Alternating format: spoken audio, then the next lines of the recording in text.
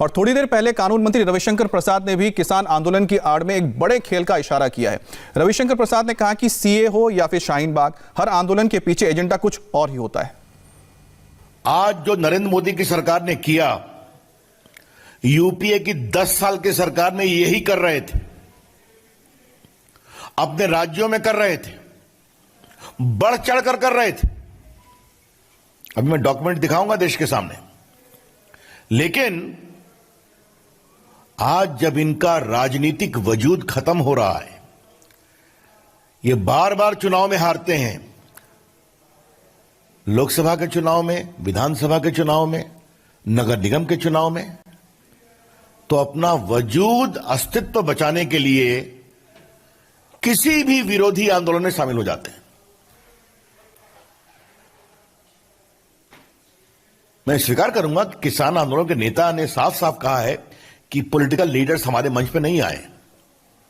उनकी इस भावनाओं का हम सम्मान करते हैं, लेकिन ये सभी कूद रहे हैं क्योंकि हमको भाजपा के विरोध करने, नरेंद्र मोदी जी का विरोध करने का एक और मौका मिल रहा है। भले ही जनता में कोई उनका वजूद नहीं है और कोई सुनवाई नहीं होती है। और ये सिर्फ किसान आंदोलन की बात नहीं है।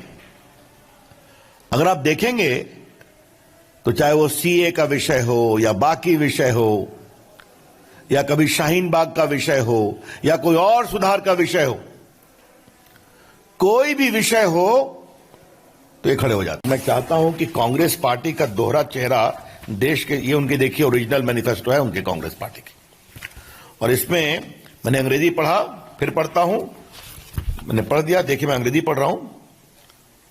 Point number 11, page heading 7, agriculture farms and farm labour. Congress will repeal the agriculture produce market committee act and make trade in agriculture state free from all restrictions. ये अंग्रेजी है।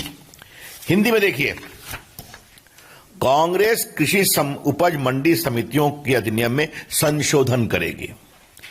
अब कांग्रेस पार्टी के लोग जो ड्राफ्ट करते हैं, रिपील और अमेंडमेंट पे अंतर नहीं समझते हैं, तो लगता है उनको कुछ आउटसोर्स करना चाहिए ड्राफ्टिंग को।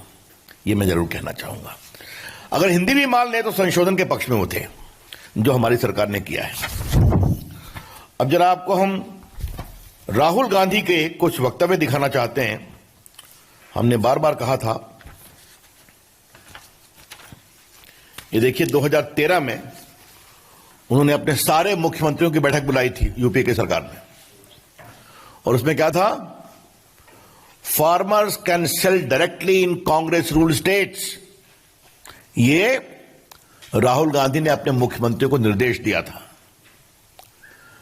Congress rule states will delist fruits and vegetables from the agriculture produce market committee by January 15 and will give free choice to farmers।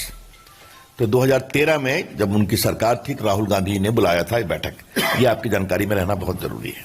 अब जरा देश के वरिष्ठ नेता शरद पवार जी के बारे में कुछ चर्चा करने की इच्छा है, क्योंकि वो भी इसका विरोध कर रहे हैं।